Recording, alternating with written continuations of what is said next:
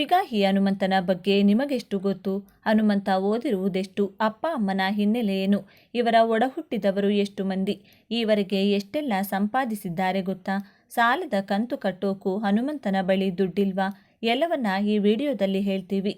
ಅದಕ್ಕೂ ಮುಂಚೆ ನೀವಿನ್ನು ನಮ್ಮ ಚಾನಲ್ಗೆ ಸಬ್ಸ್ಕ್ರೈಬ್ ಆಗಿಲ್ಲ ಅಂದರೆ ಈಗಲೇ ಸಬ್ಸ್ಕ್ರೈಬ್ ಆಗಿ ಪಕ್ಕದಲ್ಲಿರುವ ಬೆಲ್ ಐಕಾನ್ ಮೇಲೆ ಕ್ಲಿಕ್ ಮಾಡಿ.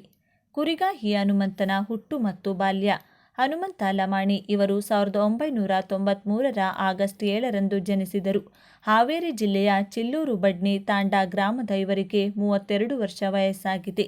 ಇವರ ಅಪ್ಪ ಮೇಘಪ್ಪ ಲಮಾಣಿ, ಅಮ್ಮ ಶೀಲವ್ವ. ಹನುಮಂತನಿಗೆ ಒಡಹುಟ್ಟಿದವರು 5 ಮಂದಿ. ಅವರಲ್ಲಿ 4 ಅಕ್ಕಂದಿರು, ಓರ್ವ ಅಣ್ಣ ಇದ್ದಾರೆ. ಇನ್ನು ಇವರದ್ದು ಕೃಷಿಕ ಕುಟುಂಬವಾಗಿದ್ದು ಕುರಿ ಸಾಕಾಣಿಕೆ ಮೂಲಕ ಜೀವನ ಸಾಗಿಸುತ್ತಿದ್ದಾರೆ. ಅಲ್ಲದೆ ದೊಡ್ಡ ಕುಟುಂಬವಾಗಿರೋದ್ರಿಂದ ಬಡತನ ಕಾಡುತ್ತಿತ್ತು. ಹೀಗಾಗಿ ತಂದೆ ತಾಯಿಗೆ ಮಕ್ಕಳನ್ನು ಓದಿಸುವಷ್ಟು ಶಕ್ತಿ ಇರಲಿಲ್ಲ.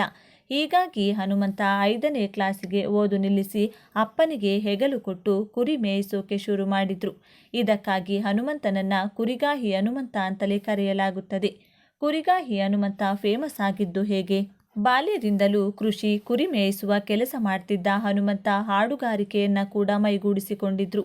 ಯಾವುದೇ ಸಂಗೀತ ಕಲಿಯದೆ ಕುರಿ ಕಾಯುತ್ತಾ ಹಾಡುಗಳನ್ನು ಹೇಳಿ ಎಲ್ಲರ ಗಮನ ಸೆಳೆಯುತ್ತಿದ್ರು. ಅದರಲ್ಲೂ ಬಂಜಾರ ಹಾಡುಗಳನ್ನು ತುಂಬ ಸೊಗಸಾಗಿ ಹಾಡುತ್ತಿದ್ರು. ಹೀಗೆ ತಮ್ಮ ಗಾಯನದ ಮೂಲಕ ಗುರುತಿಸಿಕೊಂಡ ಹನುಮಂತ ಜೀ ಕನ್ನಡ ಚಾನೆಲ್ನ ಸರಿಗಮಪ ರಿಯಾಲಿಟಿ ಶೋ ಸೀಸನ್ 15ರಲ್ಲಿ ಭಾಗವಹಿಸಿದ್ರು. ಬಳಿಕ ಮೆಂಟರ್ಗಳ ಮೂಲಕ ತಮ್ಮ ಹಾಡುಗಾರಿಕೆಯ ಕಲೆಯನ್ನು ಮತ್ತಷ್ಟು ಉತ್ತಮಗೊಳಿಸಿಕೊಂಡ್ರು. ಜೊತೆಗೆ ಹಳ್ಳಿಯ ಜಾನಪದ ಹಾಡುಗಳು, ಮುಗ್ಧತೆ ಇವರನ್ನ ಮತ್ತಷ್ಟು ಫೇಮಸ್ ಮಾಡ್ತು. ಹೀಗೆ ಸರಿಗಮಪ ಸೀಸನ್ 15ರ ರನ್ನರ್ ಅಪ್ ಕೂಡ ಆದ್ರು. ಇದಾದ್ಮೇಲೆ ಹಲವು ನ್ಯೂಸ್ ಚಾನೆಲ್ಗಳಿಗೆ ಹನುಮಂತ TRP ಪೀಸ್ ಆದ್ರು. ಯಾವುದೇ ಹಬ್ಬ ಹರಿದಿನ ಬಂದರೂ ನ್ಯೂಸ್ ಚಾನೆಲ್ ಅವರು ಹನುಮಂತನ ಹಾಡುಗಳನ್ನು ಬಳಸಿ TRPಯನ್ನು ಗಳಿಸಿದ್ರು. ಹೀಗೆ ಹನುಮಂತ ಫುಲ್ ಫೇಮಸ್ ಆಗಿಬಿಟ್ರು. ಕುರಿ ಕಾಯೋದು, ಹಾಡೋದಷ್ಟೇ ಅಲ್ಲ, ಕುಣಿಯುವುದರಲ್ಲೂ ಸೈ ಹನುಮಂತ.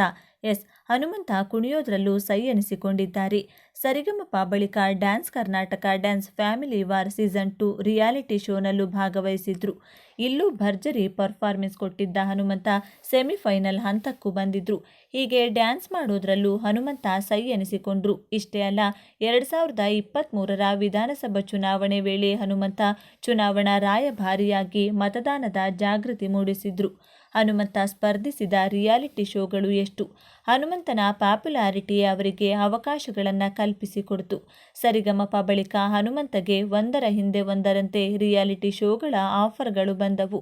ಡ್ಯಾನ್ಸ್ ಕರ್ನಾಟಕ ಡ್ಯಾನ್ಸ್ನಲ್ಲಿ ಸ್ಪರ್ಧಿಸ್ತಾ ಇದ್ದಾಗಲೇ ಬಿಗ್ ಬಾಸ್ ಸೀಸನ್ 7ರಲ್ಲಿ ಆಫರ್ ಬಂದಿತ್ತು. ಆದರೆ ಡ್ಯಾನ್ಸ್ ರಿಯಾಲಿಟಿ ಶೋನಲ್ಲಿ ಭಾಗವಹಿಸಿದ್ದರಿಂದ ಆಫರ್ ರಿಜೆಕ್ಟ್ ಮಾಡಿದ್ರು. ನಂತರ 2023ರಲ್ಲಿ ಭರ್ಜರಿ ಬ್ಯಾಚುಲರ್ ಶೋನಲ್ಲಿ ಸ್ಪರ್ಧಿಸಿ ಸೆಕೆಂಡ್ ರನ್ನರ್ ಅಪ್ ಆದ್ರು. 2024ರಲ್ಲಿ ಕಾಮಿಡಿ ಕಿಲಾಡಿಗಳು ಶೋನಲ್ಲೂ ಭಾಗವಹಿಸಿದ್ರು. ಇದರ ಬೆನ್ನಲ್ಲೇ ಬಿಗ್ ಬಾಸ್ ಸೀಸನ್ 11ರಲ್ಲೂ ವೈಲ್ಡ್ ಕಾರ್ಡ್ ಎಂಟ್ರಿಯಾಗಿ ಸೂಪರ್ ಎಂಟರ್ಟೈನ್ ಮಾಡಿದ್ರು. ಈ ಸೀಸನ್ನ ಕೇಂದ್ರ ಬಿಂದು ಆದ್ರು. ಹನುಮಂತನ ಮನೆಯಲ್ಲಿ ಪ್ರಶಸ್ತಿಗಳು, ಬಹುಮಾನ, ಸನ್ಮಾನದ ವಸ್ತುಗಳು ತುಂಬಿ ತುಳುಕುತ್ತಿವೆ. ಹನುಮಂತ ಸಂಪಾದಿಸಿದ್ದೆಷ್ಟು? ಹನುಮಂತ ಸರಿಗಮಪ ಶೋನಲ್ಲಿ ರನ್ನರ್ ಅಪ್ ಆಗಿದ್ದಕ್ಕೆ ಸಿಕ್ಕಿದ್ದು 15 ಲಕ್ಷ. ಬಳಿಕ ಭರ್ಜರಿ ಬ್ಯಾಚುಲರ್ ಶೋನಲ್ಲಿ ಸೆಕೆಂಡ್ ರನ್ನರ್ ಅಪ್ ಆಗಿದ್ದಕ್ಕೆ 2 ಲಕ್ಷ ರೂಪಾಯಿ ಸಿಕ್ಕಿತ್ತು. ಆದರೆ ಸರಿಗಮಪ ರಿಯಾಲಿಟಿ ಶೋನಲ್ಲಿ ಹನುಮಂತಗೆ ಸಿಕ್ಕ ಜನಪ್ರಿಯತೆ ರಾಜ್ಯದಾದ್ಯಂತ ಹಲವು ಪ್ರೋಗ್ರಾಂಗಳಿಗೆ ಹಾಡುವ ಆಫರನ್ನು ಕೊಡ್ತು. ಫಾರಿನ್ ಕಂಟ್ರಿಗಳಲ್ಲೂ ಹನುಮಂತನ ಹಲವು ಪ್ರೋಗ್ರಾಂಗಳಲ್ಲಿ ಹಾಡು ಹೇಳಿದ್ರು. ಒಂದೊಂದು ಕಾರ್ಯಕ್ರಮಕ್ಕೂ ಸಾವಿರಾರು ರೂಪಾಯಿಯ ದುಡ್ಡು ಪಡೆದ್ರು. ಅಷ್ಟೇ ಅಲ್ಲ, ಹಲವು ಚಾನೆಲ್ಗಳ ರಿಯಾಲಿಟಿ ಶೋಗಳಲ್ಲಿ ಭಾಗಿಯಾಗಿ ಅದಕ್ಕೆ ಪೇಮೆಂಟ್ ಕೂಡ ಪಡೆದಿದ್ದಾರೆ. ಇದೆಲ್ಲ ಹೊರತಾಗಿ ಹನುಮಂತನ ಮನೆಯಲ್ಲಿ 50ರಿಂದ 100 ಕುರಿಗಳನ್ನು ಸಾಕಿದ್ದು ಅವುಗಳ ಬೆಲೆ 10ರಿಂದ 20 ಲಕ್ಷದಷ್ಟಿದೆ. ಜೊತೆಗೆ ಒಂದು ಸ್ವಂತ ಮನೆ ಮಾಡಿಕೊಂಡಿದ್ದಾರೆ. ಇಷ್ಟೆಲ್ಲ ಸಿಕ್ಕಿದ್ರೂ ಬಡತನ ನೀಗಿಲ್ವಾ? ಕಷ್ಟದ ಮಾತನಾಡಿದ ಹನುಮಂತನ ಅಮ್ಮ. ಹನುಮಂತ ತನ್ನ ಟ್ಯಾಲೆಂಟ್ನಿಂದ ಲಕ್ಷ ಸಂಪಾದಿಸಿದ್ದಾರೆ ಅನ್ನೋದು ಕಣ್ಣ ಮುಂದಿದೆ. ಸರಿಗಮಪದಿಂದಲೇ 15 ಲಕ್ಷ ಬಂದಿದೆ.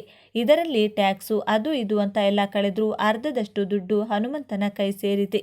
ಇದಲ್ಲದೆ ಬೇರೆ ಪ್ರೋಗ್ರಾಂಗಳಿಂದ ದುಡ್ಡು ಬಂದಿರುತ್ತೆ. ಆದರೆ ಹನುಮಂತನ ಅಮ್ಮ ಶೀಲವ್ವ ಕಷ್ಟದ ಮಾತುಗಳನ್ನಾಡಿದ್ದಾರೆ. ಇತ್ತೀಚೆಗೆ ಬಿಗ್ ಬಾಸ್ ಮನೆಗೆ ಬಂದಿದ್ದಾಗ ಸಾಲದ ಕಂತು ಕಟ್ಟುವುದಕ್ಕೆ ದುಡ್ಡಿಲ್ಲ ಅಂತ ಹೇಳಿದ್ರು.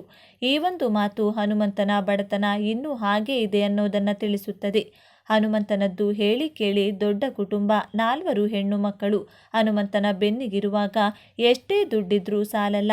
ಅಕ್ಕಂದಿರ ಮದುವೆಗೆ ಮಾಡಿದ್ದ ಸಾಲ ತೀರಿಸಿ ಇರೋಕೆ ಒಂದು ಸಣ್ಣ ಮನೆ ಮಾಡಿಕೊಳ್ಳೋಕೆ ಹನುಮಂತನ ದುಡ್ಡು ಖಾಲಿಯಾಗಿರುತ್ತದೆ.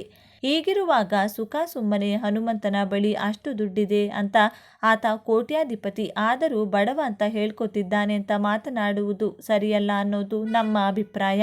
ಹೌದು, ಇದಿಷ್ಟು ಕುರಿಗಾಹಿ ಹನುಮಂತ ತನ್ನ ಹಾಡುಗಾರಿಕೆಯಿಂದ ಹೇಗೆಲ್ಲ ಹೆಸರು ಮಾಡಿದ್ರು ಅನ್ನೋದನ್ನು ತಿಳಿಸಿಕೊಡುವ ಒಂದು ಸಣ್ಣ ಪ್ರಯತ್ನ. ಇಂತಹ ಹನುಮಂತನ ಬಗ್ಗೆ ನಿಮ್ಮ ಅಭಿಪ್ರಾಯವೇನು? ಪಾಪ್ಯುಲಾರಿಟಿ ಇದ್ದ ಮಾತ್ರಕ್ಕೆ ಲಕ್ಷ ಲಕ್ಷ ಸಂಪಾದನೆ ಇರುತ್ತಾ? ಹನುಮಂತ ಬಡವ ಅನ್ನೋದು ಸುಳ್ಳ? ತಪ್ಪದೆ ನಿಮ್ಮ ಅನಿಸಿಕೆಗಳನ್ನು ಕಮೆಂಟ್ ಮಾಡಿ ತಿಳಿಸಿ. ಹಾಗೆ ವಿಡಿಯೋ ಇಷ್ಟ ಆಗಿದ್ದರೆ ವಿಡಿಯೋಗೆ ಒಂದು ಲೈಕ್ ಮಾಡಿ ಹಾಗೂ ಎಲ್ಲರಿಗೂ ಶೇರ್ ಮಾಡಿ. ಧನ್ಯವಾದಗಳು.